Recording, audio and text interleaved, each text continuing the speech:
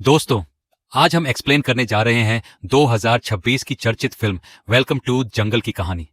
कहानी की शुरुआत एक अमीर बिजनेसमैन से होती है जिसकी कंपनी टैक्स घोटाले में फंसी होती है।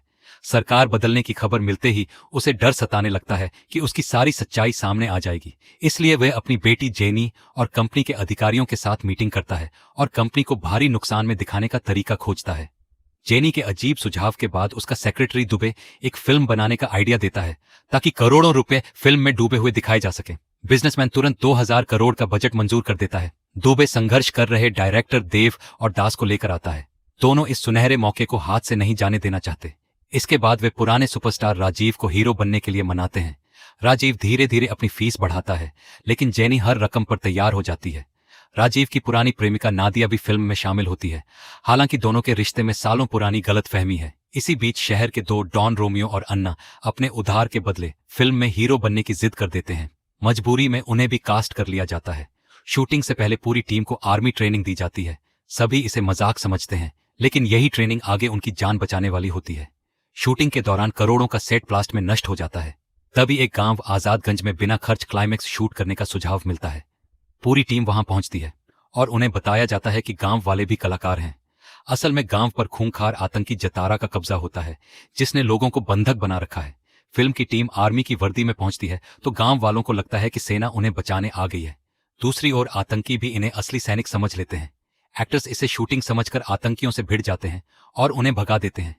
बाद में जतारा खुद आता है और रोमियो को गोली मार देता है। तभी सभी को समझ आता है कि ये कोई फिल्म नहीं बल्कि हकीकत है। जतारा उन्हें मारना चाहता है, लेकिन गांव की महिला जोया अपनी जान दांव पर लगाकर उन्हें बचा लेती है। राजीव पहले भागना चाहता है, फिर उसका जमीर जाग जाता है और वह साथियों के साथ गांव वालों की मदद करने लौट आता है। उन्हें एक गुप्त हथियारों का जखीरा मिलता है और वहीं 3 भारतीय सैनिक कैद मिलते हैं। उनमें से एक राजीव के पिता होते हैं, जिन्हें 15 साल पहले लापता माना गया था।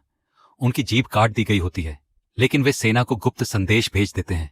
सेना बताती है कि 20 मिनट में एयर स्ट्राइक होगी, इसलिए सभी गांव वालों को सुरक्षित सीमा तक पहुंचाना होगा। पूरी टीम अब सचमुच सैनिकों की तरह लड़ती है। ट्रेनिंग उनके काम आती है और वे आतंकियों को रोकते हुए गांव वालों को निकालते हैं। अंत में उर्फी नाम की बच्ची फिर से आतंकियों के कब्जे में चली जाती है। राजीव के पिता अकेले उसे बचाने लौटते हैं और जतारा से अंतिम लड़ाई लड़ते हैं। एयर स्ट्राइक शुरू होते ही आतंकी अड्डा तबाह हो जाता है और जतारा मारा जाता है। सबको लगता है कि राजीव के पिता भी शहीद हो गए, लेकिन कुछ देर बाद वे सुरक्षित बाहर आ जाते हैं। राजीव उन्हें गले लगा लेता है और 15 साल का इंतजार खत्म हो जाता है। बाद में असली घटनाओं की रिकॉर्ड हुई फुटेज से फिल्म पूरी की जाती है।